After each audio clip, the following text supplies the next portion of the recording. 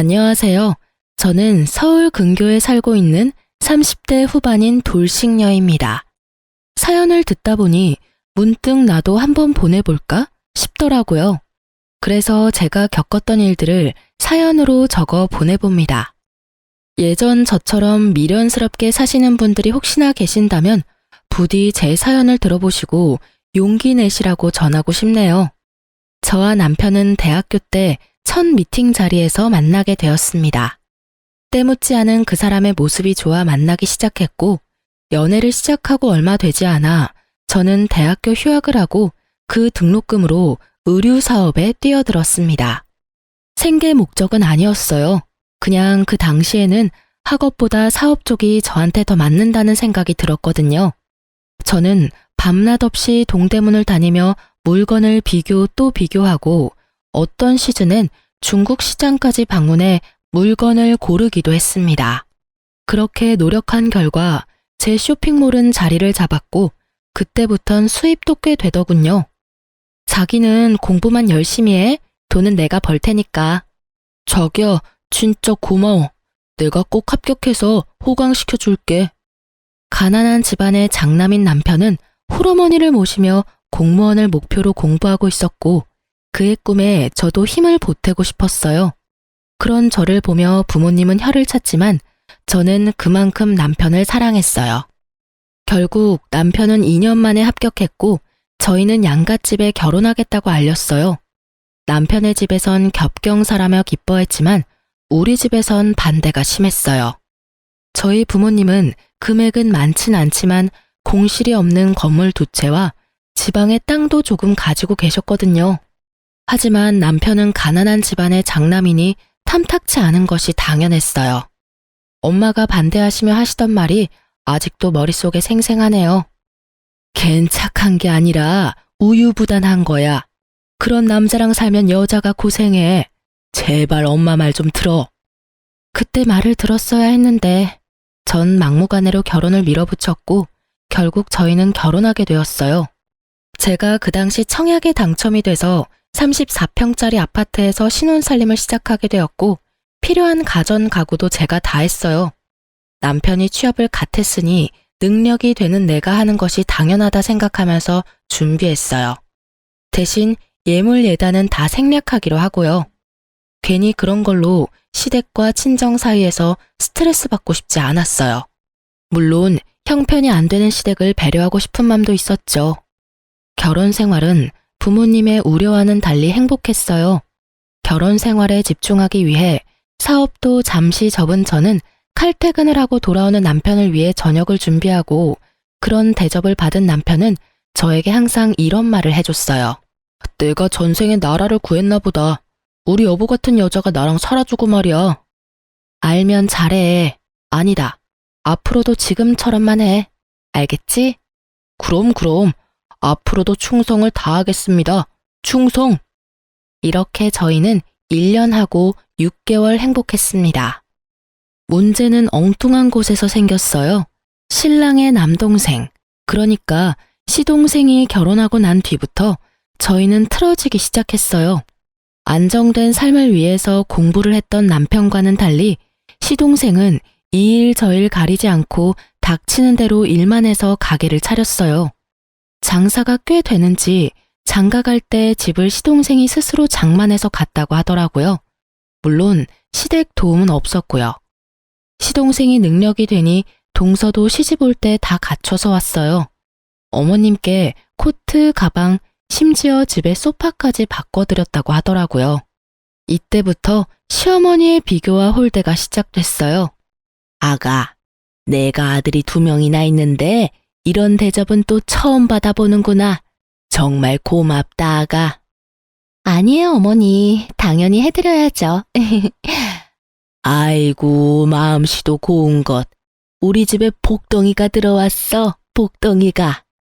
아유, 어머님, 그만하세요. 형님 섭섭하시겠어요. 섭섭하기는 첫째야.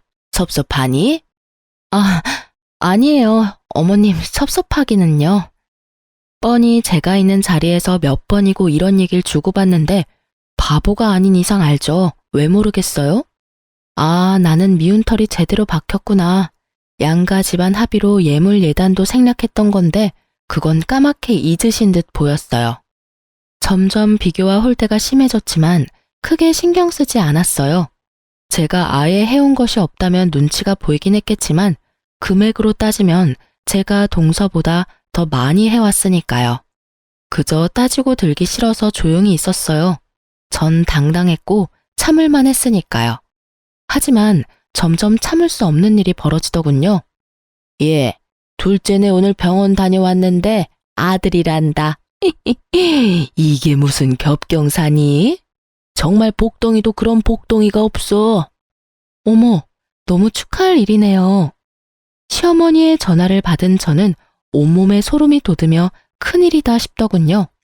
앞으론 애 문제로 날 볶아대겠구나 싶어서요. 아니나 다를까 심할 때는 하루에도 몇 번씩 시어머니에게서 전화가 왔어요. 너흰 아직 소식 없니? 네, 어머니, 아직이요. 곧 생기겠죠. 곧이 언제니 대체? 너희 결혼한 지 이제 2년째다. 둘째네는 떡하니 아들까지 가졌는데 명색의 장남은 소식도 없으니 너희 노력은 하고 있는 거 맞니? 혹시 각방 쓰고 그런 거 아니지? 너희 혹시 피임하니? 처음에는 조심스럽게 물으시던 소식도 시간이 지날수록 점점 선을 넘으시더군요. 부부관계에 시어머니가 간섭하기 시작했고 심지어는 제 월경 날짜를 물으시곤 합방 날짜까지 정해주시더군요.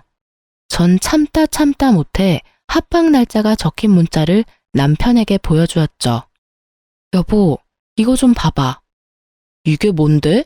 무슨 날이야? 어머님이 우리 합방하라고 정해주신 날짜야. 어떻게 생각해? 뭐? 우리 엄마가? 왜 그랬지? 나한테 생리 언제 하냐고 물으시더니 이렇게 문자 보내셨어. 우리 엄마가 급하긴 급한가 보네. 웃음이 나와 지금? 나는 하루에도 몇 번씩 임신 독촉 전화 때문에 스트레스 받아서 잠도 못 자는데. 미안해. 근데 좋은 게 좋은 거라고 여보가 좋게 생각해주면 안 될까? 내가 당신 그렇게 말할 줄 알아서 참고 참다가 하는 얘기야. 어머님 나한테 임신 문제로 전화하기 시작한 게 벌써 한 달이 넘었어. 정도껏 하셔야 나도 참지. 이건 해도 해도 너무하시잖아. 내가 보기엔 걱정이 돼서 이러는 것 같은데 당신이 너무 예민하게 받아들이는 것 같아. 흥분을 조금만 가라앉히고 좋은 게 좋은 거라고 좋게 생각해보자. 응? 그놈의 좋은 게 좋은 거라고는 무슨.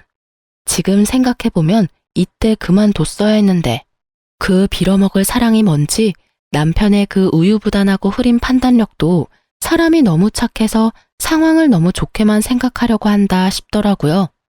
평소라면 그냥 넘어갔겠지만 다른 것도 아니고 임신 문제이기에 더 확고하게 제 생각을 말해야겠다고 생각했어요.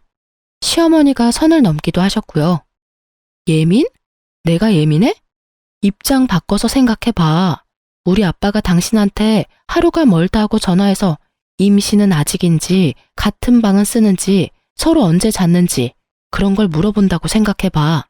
심한 날엔 아침, 점심, 저녁 끼니 때마다 연락 오셔. 그런 날엔 나 밥도 제대로 못 먹어. 이래도 내가 예민하다고 생각해?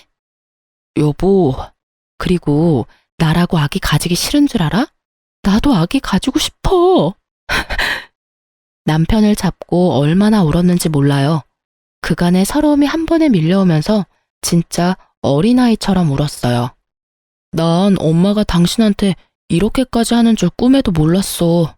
미안해. 내가 더 신경 썼어야 했는데 내가 어떻게 할까? 어떻게 하면 될까? 아, 당신이 말했던 병원이라도 갈까? 가자. 그까지 검사 받는 거 뭐가 대수라고. 내일 연차 쓸 테니까 당장 가보자. 정말? 당신 싫다고 했잖아. 당신이 이렇게 우는데 내가 싫은 게 대수야? 가보자. 가면 되지. 그리고 엄마한테도 내가 당장 전화할게. 그냥 하는 말이 아니었어요. 제가 보는 앞에서 시어머니께 전화를 걸더니 내일 병원 가기로 했으니 앞으로 임신 문제로 연락하지 말아달라고 아주 단호하게 말하고 전화를 끊어버리더라고요. 전 평소와 달리 확실히 내 편을 들어주는 남편의 모습에 화가 좀 풀렸어요. 그렇게 다음날 병원에 가서 검사를 받았어요. 아무래도 자연 임신을 기대하기가 좀 힘드실 것 같습니다. 생각지도 못한 결과에 저는 충격을 받았지만 저보다 더 큰 충격을 받아 금방이라도 울 것 같은 표정의 남편을 보니 어떤 말도 나오지 않더라고요. 집으로 어떻게 돌아왔는지 기억도 나지 않았어요. 그냥 정신을 차려보니 거실 바닥에 우리 두 사람이 꼭 안고 울고 있었어요. 여보, 괜찮아. 부모님께는 죄송하지만 우리 둘이 행복하게 잘 살자. 요새엔 일부러도 안 낳는다잖아. 그렇게 좋게 생각하자. 그렇게 말해줘서 고마워, 여보. 다시 한번 느끼지만 당신 참 멋지고 좋은 여자야. 아니야. 당신이 멋지고 좋은 사람이니까 나도 그렇게 닮아가는 거야. 우리 행복하게 잘 살자. 그렇게 저흰 부모님께는 비밀로 하고 우리만의 행복을 위해 잘 살자고 서로를 위로했습니다. 남편의 전화 때문인지 시어머니에게서 더 이상 전화도 오지 않고 나름 평화로운 날을 보내고 있었어요. 며칠째 기운 없는 남편을 위해 선물이나 사줄까 하는 생각에 휴대폰으로 검색을 하고 있었죠. 그때 시어머니께 문자가 왔어요. 아가, 내가 급해서 그러는데 1,000만 원만 좀 빌릴 수 있을까? 너무 급해서 그래. 순간 멍하더라고요. 100만 원도 아니고 1,000만 원이라니. 혹시나 보이스피싱이 아닐까 하는 생각에 전화를 걸었어요. 아가, 문자 봤니? 네, 어머님. 혹시 무슨 일 있으신 건 아니죠? 그런 건 아니고 급하게 필요한 일이 있어서 그래. 혹시 누구한테 연락을 받았다거나 협박을 받았다거나 제가 걱정이 돼서 그래요. 얘가 사람을 세상 물정 모르는 노인네로 하는 것도 아니고 내가 보이스피싱이나 당할 사람으로 보이니? 빌려주기 싫으면 싫다고 말하려무나 쉐미 바보로 만들지 말고. 에이, 어머님은 참 혹시나 해서 여쭤봤어요. 요즘 세상이 너무 흉흉하잖아요. 어머님 계좌로 보내드리면 되죠? 그럼 내 계좌로 보내주면 되지. 네, 어머님, 지금 보낼게요. 확인해 보세요. 금액이 너무 커서 부담스럽긴 했지만 며칠 전 적금 탄 것도 있고 해서 빌려드렸어요. 임신 문제도 좀 걸리기도 했고요.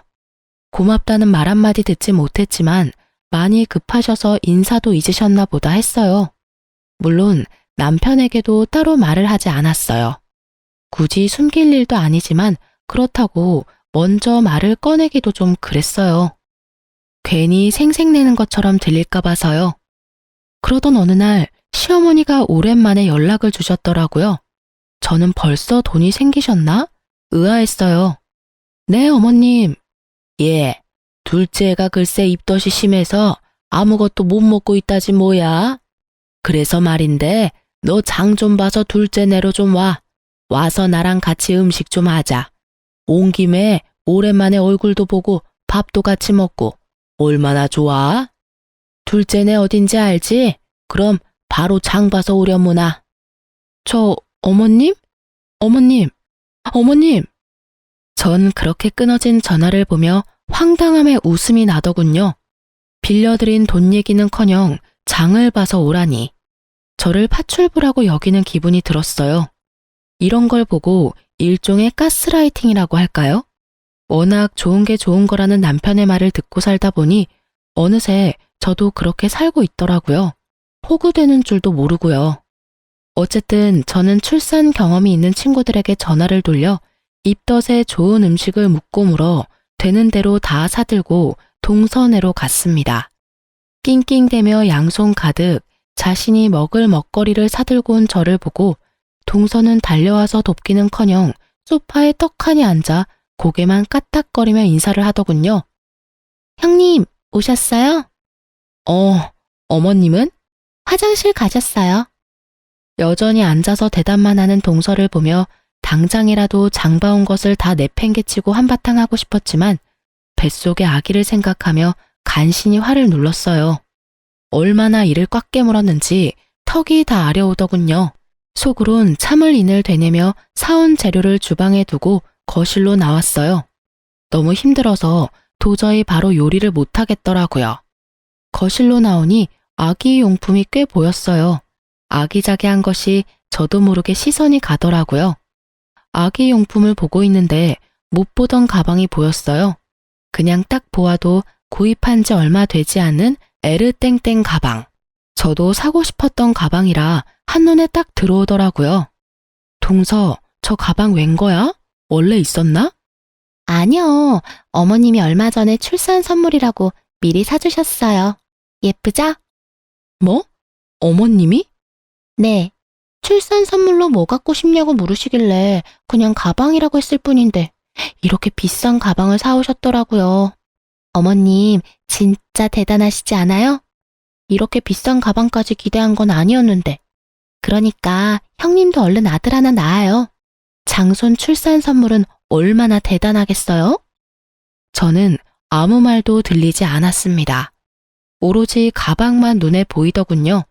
아니, 정확히는 제가 빌려드린 1,000만 원과 그 가방이 겹쳐 보이더군요. 그렇습니다. 어머님이 저에게 급히 빌려간 1,000만 원은 알고 보니 동서 가방을 사는데 쓰였더군요. 시댁엔 저만한 가방을 사줄 만한 돈이 절대 없다는 걸 알기에 더 생각해 볼 필요도 없이 제 돈이었어요. 화가 머리끝까지 차올랐지만 정신줄을 꽉 잡고 있었어요. 여기서 이성의 끈을 놔봤자 저한테 득될 것이 없었으니까요. 심호흡을 하며 최대한 이성적으로 생각하려고 노력하고 있을 때 화장실에서 시어머니가 나오더군요. 그러면서 한 손에 들고 있던 걸레를 저에게로 던지더니 이렇게 말하는 겁니다. 예, 음식하기 전에 청소부터 좀 해라. 임산부 있는 집에 먼지가 너무 많아. 네? 전 제가 들은 말이 맞는 것인지 제 귀를 의심했습니다. 시댁 청소를 하라고 해도 불만이 터져나올 것 같은데 하물며 손아래 동서 집을 청소하라니요. 청소 좀 하라고. 청소 모르니? 우선 거실부터 청소기 좀 밀고 걸레로 좀 닦아라. 그리고 밥 먹고 나면 안방도 좀 치우고, 아, 창틀도 더럽더라. 거기도 좀 닦고. 요새 미세먼지 때문에 난리야, 난리. 아, 청소기는 작은 방에 있더라. 그거 쓰면 된단다. 언제까지 그러고 있을 거니? 빨리 청소기부터 가져와. 제가 왜요? 제가 너무 황당해서 왜냐고 되물으니 시어머니는 동서 옆에 딱 붙어 앉아 동서 배를 만지며 대답했어요. 그럼 입덧 때문에 밥도 못 먹은 얘가 하리, 다 늙은 내가 하리. 여기 너밖에 더 있니? 좋은 게 좋은 거라고 가족끼리 돕고 살아야지. 아까부터 뭐하고 서 있니? 얼른 하고 저녁도 차려야지. 말도 안 되는 말을 말이라고 하고 있는 시어머니나 이런 말도 안 되는 상황에도 자신은 아무것도 모른다는 듯 불뚝 나온 배를 만지는 동서나 어이없기는 매한가지였어요. 시어머니의 닥달에도 제가 움직이지 않고 가만히 있자 언성을 더 높이며 말하더군요. 그러게 진작 아들 하나 낳았으면 이런 일은 없었지. 어디서 저런 모질한 게 우리 집에 들어와서 집안 대를 끊어놓고 있어? 애를 못 낳으면 이런 일이라도 해야지. 지금에야 하는 말이지만 네가 우리 집에 시집와서 한 게 뭐가 있니? 그 말을 듣는데 순간 정신이 번쩍 들더라고요. 저는 바로 휴대폰을 꺼내 남편에게 전화를 걸었습니다. 지난번과 같이 나는 정말 몰랐어 라는 변명의 기회 따위 주지 않기 위해서요. 여보세요? 여보, 당신 혹시 내가 어머님께 1,000만 원 빌려드린 거 알아? 그거, 응, 알고 있어. 그렇지 않아도 내가 고맙다고 말하려 했는데. 아, 알고 있었어? 그럼 그 1,000만 원이 어디에 쓰인지는 알고? 그거 재수씨 선물 사준다고 하시던데. 당신도 알고 있었어? 그럼 지금 내가 어디 있는지는 알아? 당신 지금 재수씨하고 엄마하고 같이 있는 거 아니야? 엄마가 나도 그리로 오라 그래서 지금 가는 중인데 거의 다 와가. 그럼 내가 여기 파출부짓거리나 하려고 끌려온 것도 알고 있겠네? 파출부짓이라니. 남의 집 와서 청소하고 음식하면 파출부지. 다르게 표현할 말이 있어? 있으면 말해보던가. 남이 아니라 가족이잖아. 가족끼리 서로서로 돕고 살아야지. 서로서로 돕는 게 아니라 나만 도우니까 이 사달이 나는 거야. 아직도 모르겠어? 여보, 말이 좀 심하다. 내 말은 심하고 지금 내가 처한 상황은 안 심하니? 일단 끊어. 와서 얘기해. 전화를 끊고 나니 더 화가 나더라고요. 이런 것도 남편이라고. 내 커리어는 다 접어두고 그야말로 헌신적으로 내조만 하며 살았는데 돌아오는 것은 이따위 취급이라니. 그야말로 온갖 정이 뚝 떨어지더라고요. 이 사태를 어떻게 해야 이 화가 풀릴까? 머릿속으로 5만 가지 생각이 오가는 그 순간 동서가 한마디 하더군요. 형님, 지금 어머님 앞에서 무슨 짓이에요? 짓? 저는 그야말로 이성의 끈이 끊기는 소리가 들리며 오히려 정신이 맑아졌어요. 전 바로 제 발밑에 던져진 걸레를 집어들고 동서의 얼굴로 냅다 던져버렸습니다. 야, 너 임신한 게 유세냐? 입덧해서 밥 못 먹고 청소를 못하면 친정엄마를 부르던지. 그것도 안 되면 돈 주고 사람을 부르면 될 일이지 어디 사람을 오라가라 해?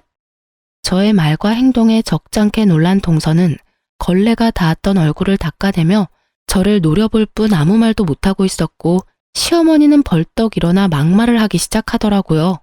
시집 올 때 몸뚱이 하나 가지고 와서 내 아들이 벌어다 주는 돈이나 펑펑 쓰면서 놀고 먹는 그런 주제에 어디서 니까짓 게 큰 소리야? 전 치사하고 더러워서 끝까지 하고 싶지 않았던 말을 하기로 했습니다. 어쩌겠어요. 새까맣게 잊으신 것 같으니 제가 다시 일깨워 줄 수밖에요. 어머님, 제가 진짜 치사해서 이런 말 안 하려고 했는데 기억 안 나시는 것 같으니까 말씀드릴게요. 그래, 무슨 말인지 어디 한번 말이나 드러나 보자. 저 시집 올 때 몸뚱이만 가지고 오지 않았고요. 집, 가전, 가구, 심지어 지금 어머님 아들이 타고 다니는 그 차까지 제가 다 해서 왔고 다 제 명이에요. 거기에 어머님 아들 돈은 단 1원도 안 들어갔어요. 제가 예단으로 들고 온 것만 해도 억 단위인데 전 예물은커녕 봉투 하나 구경하지도 못했네요. 그리고 어머님 아들 월급으론 저 펑펑 쓰고 놀지도 못해요. 전 제가 모아뒀던 돈이랑 투자했던 돈으로 놀아요, 어머님. 그리고 그 돈으로 어머님께 1,000만 원 빌려드린 거고요. 그런데 그 돈으로 어머님은 동서 가방을 사주셨네요. 제 말에 동서는 몰랐던 사실을 알았다는 듯 놀란 눈으로 시어머니와 저를 번갈아가며 보더라고요. 그랬겠죠. 시동생이 가난한 자신의 집안 상황을 제대로 설명했을 리도 없겠죠. 지금 시부모가 살고 있는 집이 겉에서 보기엔 그럴듯했지만 사실 그 집은 자가가 아닌 전세인데다가 그 전세금도 월세로 사는 부모님을 두고 자신들만 좋은 집에 살 수 없었던 남편과 시동생이 마련해 줬던 거니까요. 속 시원하게 내뱉긴 했는데 순간적으로 내가 너무 심했나? 싶더군요. 미우나 고우나 아직은 시어머니고 어른이시니까요. 하지만 그런 저의 고민을 한 방에 날려줄 말들이 시어머니 입에서 흘러나오고 있었습니다. 너 아들 하나 못 낳는 년이 성질만 나빠서는 너 그러니까 아기가 안 생기는 거야. 알아? 너같이 돈만 밝히고 못된 년은 평생 노력해도 임신은 꿈도 못 꿀 거다. 혹여 임신이 된다고 해도 그 애가 멀쩡히 잘 붙어 있겠니? 그 못된 신부에 떨어지고도 남지. 이 나쁜 년. 부모님께도 한 번도 들어본 적 없는 욕과 저주 섞인 말을 듣고 저는 생각했습니다. 사실을 밝혀야겠다고. 이런 사람에게 더는 배려할 필요가 없다고 말입니다. 아니요. 저는 충분히 아기 낳아드릴 수 있는데 어머님 아들이 고자라서 아기를 못 낳아드려요. 제가 문제가 아니라 어머니 아들이 문제라고요. 무정자증이라고 아세요? 어머님 아들이 무정자증이래요. 그렇습니다. 병원에서 저희가 들은 말은 남편이 무정자증이라 임신이 어려울 것이라는 결과였습니다. 저는 남편을 너무 사랑했기에 모든 것을 그냥 받아들였습니다. 저에겐 있지도 않은 이세보단 남편이 우선이었고 자신에게 문제가 있으니 다시 임신 얘기가 나오면 남편이 중간 역할을 잘해줄 것이라 믿었으니까요. 그래서 다 비밀로 하고 그냥 묻고 지나가려 했는데 이렇게 나오니 더는 숨길 필요가 없겠더라고요. 뭐가 어쩌고 저째? 네가 이제 하다 별 거짓말도 다 하는구나. 아들 가진 둘째가 부러우면 부럽다고 말해. 잘난 것도 하나 없는 년이 어디서 거짓말이야? 못된 년, 나쁜 년. 할 말 못할 말이 따로 있지 어디서 그딴 거짓말을. 말에 반은 욕설인 그 사람을 보며 전 더 이상 어머니라 부르기도 싫어졌네요. 그래서 더 눈을 똑바로 뜨고 말했어요. 아줌마, 그럼 잘난 동서랑 평생 사세요.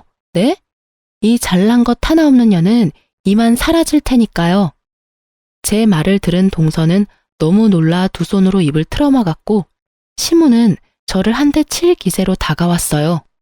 저는 때릴 테면 때려보라는 심보로 가만히 서 있었고요. 그런데 갑자기 시무가 바닥에 주저앉아 대성통곡을 하는 것이 아니겠어요.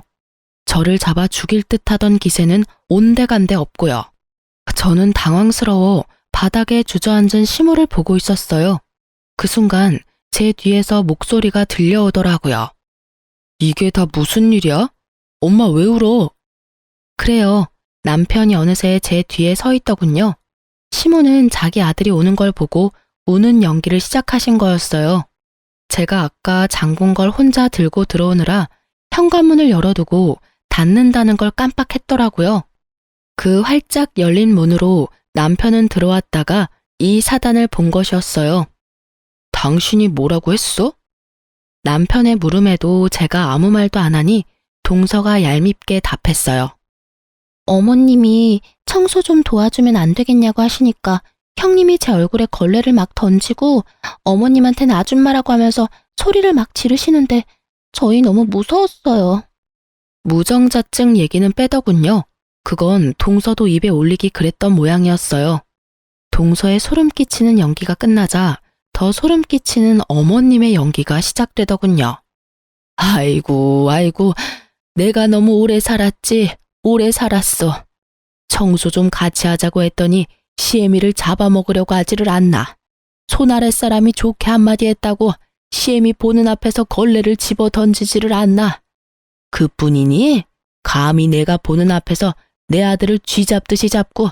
아이고, 내가 너무 오래 살았어. 내가 죽어야지. 이 꼴 보면서 더 살면 뭐해? 어머님, 그런 소리 하지 마세요. 막장 드라마에서 보던 장면이 눈앞에 펼쳐지자 할 말은 사라지고 넋을 놓고 보고만 있게 되더라고요. 그러면서 이때껏 저런 사람들을 가족이라고 생각했던 저 자신이 한심스러우면서 상황이 더 명확히 보이기 시작했어요. 아, 이 사람들은 내가 진짜 우습구나. 날 진짜 호구로 봤구나 하고요. 아줌마? 당신 진짜 그랬어? 실망 가득한 눈빛으로 저에게 말하는 남편을 보며 저는 신랄 같은 희망마저 사라졌어요. 그랬어. 제정신이야? 왜 그랬어? 당장 사과 못해? 내가 왜 사과를 해? 당신 날 몰라? 내가 이렇게까지 하는 데는 그 이유가 있을 거란 그런 생각은 못하는 거야? 이유? 그래, 이유나 좀 알자. 당신 도대체 왜 이래? 엄마가 당신한테 돈 빌려서 가방 사준 것 때문에? 그깟 1,000만 원이야. 다시 벌면 되는 거고. 돈은 엄마가 다시 갚는다잖아. 그리고 우리가 그 돈 없으면 죽어? 그것도 아니잖아. 뭐? 그리고 장봐 와서 밥 좀 해주면 안 돼? 다른 사람도 아니고 임신한 가족이 입덧 때문에 밥도 못 먹고 있다는데 많이 양보해서 우리 엄마가 너무 심했다고 치자. 그렇다고 시어머니한테 아줌마라고 하는 게 제정신으로 할 수 있는 말이야? 당신 이런 사람이었어? 저는 더는 말할 가치를 못 느끼겠더라고요. 입 아프게 말해봤자 알아들을 사람으로도 안 보였고요. 그래도 할 말은 해야지. 이것까지 참았다간 병이 생길 것 같아 겨우 입을 열었습니다. 내가 제정신이 아니었네. 그러니까 이딴 호구짓이나 하고 있지. 뭐? 호구짓? 가족끼리 돕는 게 호구짓이야? 그렇게 가족 돕는 게 좋으면 네가 와서 하지 그랬어. 엄연히 따지면 난 가족도 아니잖아. 그리고 와서 음식하는 건 내 몸이고 내 손인데 왜 네가 된다 안 된다를 판단해? 네가 된다고 하면 나는 당연히 와서 청소도 하고 음식도 해줘야 해? 웃기지도 않아 진짜. 그깟 1,000만 원? 1,000만 원은 당신 돈이야? 내 돈이야. 그리고 그깟이면 네가 빌려주지 그랬어. 아, 너한텐 1,000만 원은 고사하고 500도 없지? 야, 너 진짜 말 다 했어? 아니, 아직 중요한 말을 못했어. 우리 이혼해. 난 더는 이런 취급받으면서 너랑 살 생각 없어. 그러니까 잘난 너희 가족끼리 잘 먹고 잘 살아. 당신 후회할 짓 하지 마. 후회? 참나. 큰 착각하는 것 같아서 하는 말인데 나 당신한테 손톱만큼도 미련 없어. 오히려 나 지금 기뻐. 이젠 이 지긋지긋한 집안 안 보고 살아도 된다고 생각하니까 몸이 막 깃털처럼 가볍다고. 그러니까 너나 후회하지 말고 잘 살아. 그리곤 뒤를 돌아 그대로 나와버렸습니다. 뒤에서 남편이 부르는 소리와 어머니의 욕설이 들려왔지만 다 무시했어요. 차에 탄 저는 친정으로 향하며 바로 변호사를 선임했어요. 아주 비싼 돈을 주고 말이에요.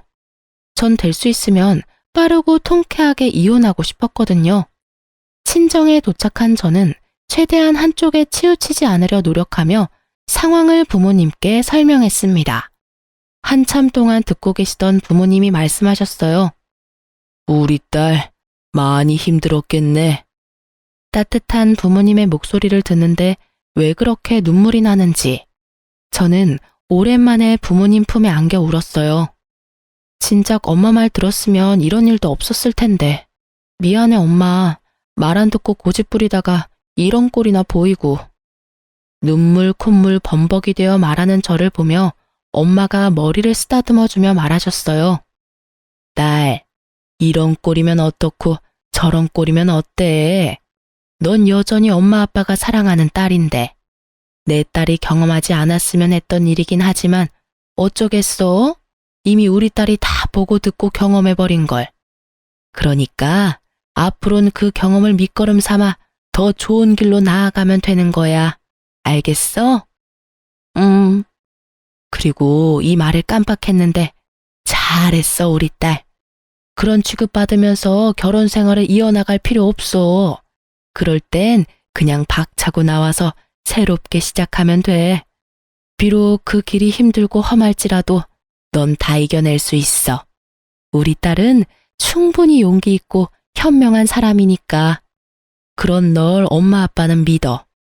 그러다 너무 힘에 부치는 날엔 오늘처럼 엄마 아빠한테 와서 잠시 쉬었다가 엄마 아빠는 언제나 여기서 기다리고 있으니까. 알겠지, 딸? 고마워요. 부모님을 만나보니 확실히 알겠더라고요. 저는 사랑받아 마땅한 사람이라는 것을요. 그동안 전 미련하게도 그 중요한 사실을 잊고 살았더라고요. 그간의 상처를 씻어낸 저는 변호사를 만나 상담을 진행했어요. 상담 결과 집, 차 등 제가 결혼할 때 마련했던 것은 당연히 다 제 것이고 유책 배우자는 신랑이니 위자료까지 받을 수 있다고 그러더군요. 아, 물론 빌려준 1,000만 원도 주고받은 문자가 명백한 증거가 되어 당연히 받을 수 있고요. 시어머니의 욕설과 저주에 가까운 발언은 증거나 증인이 없어 고소가 힘들 거라고 했어요. 녹음해야 했는데 그럴 정신도 없었고 동서가 증인으로 나설 일은 없을 테니까요.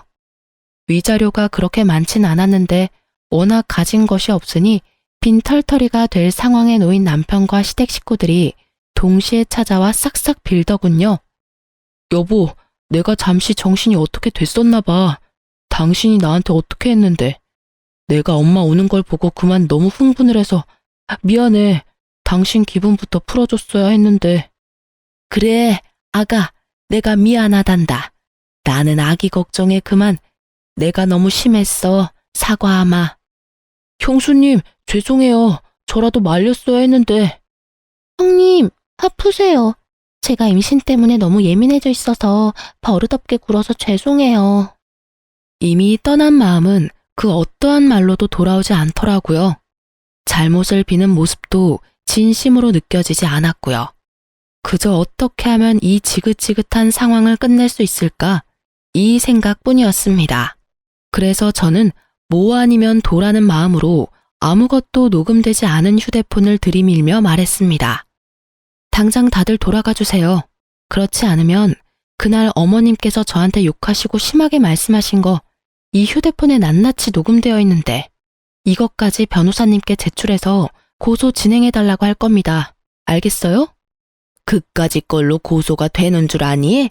그리고 내가 욕을 언제 했다고 그래? 고소가 된다고 하더라고요. 저희 변호사님이. 그래서 하는 김에 같이 고소하려다가 그래도 살았던 정이 있어서 고소는 하지 않겠다고 했는데 제가 또 실수한 것 같네요. 어머님이 입에 담지도 못할 욕설과 모진 말들을 잊으신 걸 보니깐요. 원하신다면 한번 들어보실래요? 저도 한번 들려드리고 바로 고소 진행하죠 뭐. 저의 천연덕스러운 연기에 다들 입으로 욕은 하지 못하지만 눈빛으로는 심한 욕들을 하고 돌아가더라고요. 그렇게 저의 이혼은 빠르고 성공적으로 잘 마무리되었어요. 오래 연애를 했던 터라 이혼 후에도 남편의 얘기가 들려오더라고요. 그때 그 집 문이 활짝 열려 있어서 앞집 옆집 사람들이 싸우는 거 다 들었다더라. 너희 시댁이었던 집이랑 동서네랑 한 동네였잖아. 그 동네에 그 집 첫째 아들 무정자증이라고 소문이 쫙 돌았대. 거기에다가 그 시어머니였던 사람이 너한테 막말하면서 욕한 것도 소문이 쫙 돌아서 한동안 난리 났었어. 뭐 그런 뻔뻔한 집안이 다 있냐고. 그러니 그 동네에서 계속 살 수 있겠니? 아파트는 헐값에 그냥 처분하고 시댁집도 이사했다고 하더라. 우리 친구들 사이에도 소문 쫙 나서 네 전남편 재혼은커녕 모임도 못 나온다 그러더라. 요즘엔 본가 들어가서 살고 있다나 봐. 하긴 너한테 위자료 주고 집 얻을 돈이나 있겠어? 그러게 좀 잘하고 살지. 너 같은 복덩이가 어디 있다고. 그러게나 말이다. 너희 부모님은 뭘 하셔? 내 얘기 들으시곤 잘했다고 칭찬까지 해주시더라. 하긴 나 같아도 그렇겠다. 하여튼 잘했어. 다음 주 모임인데 넌 나올 거지? 생각해보고. 전부 네 편이니까 불편하게 생각하지 말고 편하게 와서 밥이나 먹고 가. 알겠지? 알겠어. 고마워. 신경 써줘서. 별 말을 다 한다. 다음 주에 봐. 자기 일처럼 통쾌해하며 제 복수의 끝을 알려주는 친구의 전화 덕에 전 비로소 발을 뻗고 잤답니다. 여기서 끝이냐고요? 아니요. 이혼 절차가 마무리되고 한 달도 지나지 않은 어느 날 동서가 찾아왔더라고요. 형님, 제발 다시 한번 생각해 주시면 안 될까요? 제가 잘할게요. 동서, 이러지 마. 형님, 제발요. 이러다가 어머님은 물론이고 아주버님까지 모시고 살게 생겼어요. 저 좀 살려주세요. 역시는 역시였습니다. 사람 쉽게 변하는 게 아니더군요. 저한테 미안해서 온 것이 아니라 자신이 가난한 집안을 다 떠맡게 생기니 호구 같은 제가 필요해서 왔던 거더군요. 저는 뱃속의 아기를 생각해 좋게 보내려 했건만 하는 행실을 보아하니 말로는 곱게 보내긴 힘들어 보였어요. 그래서 나보고 다시 그 집구석으로 들어가서 또 그렇게 호구 잡히고 살라는 말이야? 동서, 양심이 있어 없어? 어떻게 나한테 그런 말을 해? 그리고 동서 나한테 어떻게 했는지 잊었어? 나 더는 동서뿐 아니라 그 집안 사람이랑 말도 섞기 싫으니까 당장 돌아가줘. 제가 진짜 잘못했어요. 형님, 이렇게 빌게요. 앞으로 형님 말이라면 뭐든 다 듣고 잘할게요. 결국 동서는 무릎까지 꿇고 빌며 울더라고요. 배는 만삭인데 그런 몸으로 그러고 있으니 난감했습니다. 안쓰럽고 이런 것이 아니라 일으킨다고 잘못 건드렸다간 또 무슨 일이 생기는 거 아닌가 하는 생각에요. 그래서 전 우는 동서를 손끝 하나 대지 않고 경찰에 신고했습니다. 임산부라는 사전 설명도 했고요. 몇 분 뒤 여경분들이 오셔서 동서를 데리고 가더라고요. 그리고 그날 저녁 소식을 들은 남편이 찾아왔더라고요. 야, 너 이렇게 독한 여자였어? 어떻게 임신한 사람을 경찰에 신고할 수가 있어? 이 정도 되는 여자니까 곱게 경찰 불러서 돌려보낸 줄이나 알아. 다른 여자 같았으면 질질 끌어다 내쫓았어. 알아? 너 진짜 독하다. 너 때문에 재수 씨는 이혼한다고 짐 싸들고 나가버렸고 우리 엄마는 그 충격에 쓰러지셨어. 어떻게 책임질 거야? 동서가 집을 나갔어? 하긴 그간의 한 짓거리를 보면 그러고도 남겠다. 근데 그게 왜 내 책임이야? 호구짓 하던 든든한 방패막이 사라지니 도망친 동서나 그 충격으로 쓰러진 네 엄마나 전부 자기가 저지른 일, 자기가 벌 받는 거야. 당신 진짜 내가 알던 사람 맞아? 이렇게 피도 눈물도 없는 독한 여자인 줄도 모르고. 당신이야말로 이렇게까지 상황 판단이 안 되는 사람인 줄 내가 미처 몰랐네. 진작 알았으면 이런 꼴까지 볼 필요도 없이 끝냈을 텐데. 이런 꼴? 내가 하고 싶은 말이야. 이런 여잔 거 진작 알았으면 결혼도 안 했어. 아니, 애초에 눈길도 안 줬다고. 내가 당신이 진짜 좋아서 결혼한 줄 알아? 우리 가족한테 잘하는 모습에 그냥 결혼한 거야. 거기에다 합격했다고 버리기엔 당신이 너무 불쌍했거든. 내가 바보였지. 이럴 줄 알았으면 그냥 그때 헤어지고 딴 여자 만나는 건데. 저는 그 순간 남편 뺨을 때려버렸습니다. 웬만해선 손도 대기 싫었지만 도저히 화가 나서 참을 수가 없더라고요. 참 고맙네. 그나마 남아있던 미운 정도 다 털어내게 해줘서. 그리고 방금 한 대 맞은 거 신고하고 싶어도 조금만 참아. 내가 아까 불청객 왔다고 신고해서 경찰들이 곧 올 거거든. 그때 신고하든가 말든가. 나도 할 말 많은데 참고 있으니까 아주 이참에 개싸움 해보자고. 저한테 한 대 맞은 충격 때문인지 할 말이 없어서인지 남편은 아무 말도 행동도 하지 않더라고요. 그때 타이밍 딱 맞춰서 출동하신 경찰분들이 남편을 데리고 가면서 저와 남편과의 인연은 완전 끝이 났어요. 이따금씩 들려오는 소식엔 결국 시동생네는 이혼을 했고 동서는 아기까지 버리다시피 하고 연락을 끊어버렸다고 하더라고요. 시댁 식구들과 남편은 다 저 때문에 일어난 일이라며 사람들에게 제 욕을 그렇게 하고 다닌다는 얘기까지 들려왔어요. 전 얼굴도 들고 다니지 못하게 남편 회사에도 소문을 쫙 내버릴까 하고 잠시 고민했지만 그러진 않았어요. 그렇게까지 해서 똑같은 사람이 되고 싶지 않기도 했지만 그 사람에게서 저를 잃게 만드는 것이 가장 큰 복수라고 생각했거든요. 저는 정말 지긋지긋한 신혼집도 팔고 새 보금자리를 얻었어요. 거기에다 이혼할 때 받은 위자료에 제 돈을 조금 더 보태서 오프라인 매장도 차리고요. 이제 다시 제 삶을 잘 살아보려고요. 비록 돌싱녀지만 제가 능력이 있고 자신감도 있으니까 괜찮은 맞선 자리가 계속 들어오더라고요. 정말 이혼이 흠이 아닌 시대가 오긴 했나 봐요. 당장은 아니지만 빠른 시일 내에 연애도 해볼까 합니다. 오늘이 내 생애 제일 젊은 날이라고 하잖아요. 제일 젊고 예쁜 오늘을 지난 날만 떠올리면서 살 수는 없으니까요. 제 긴 사연을 듣고 계신 분 중에서 미련했던 저같이 살고 계신 분이 있다면 말씀해드리고 싶어요. 이혼이 꼭 정답은 아니지만 그렇다고 흉도 아니에요. 아내란 이유로, 며느리란 이유로 정당하지 않은 대접과 그것을 당연하게 여기는 사람들에게 주눅들지 마세요. 당당해지세요. 누군가에게는 둘도 없는 자식이자 대접받고 사랑받아 마땅한 사람입니다. 그럼 지금까지 제 긴 사연 들어주셔서 감사합니다. 좋은 하루 되세요.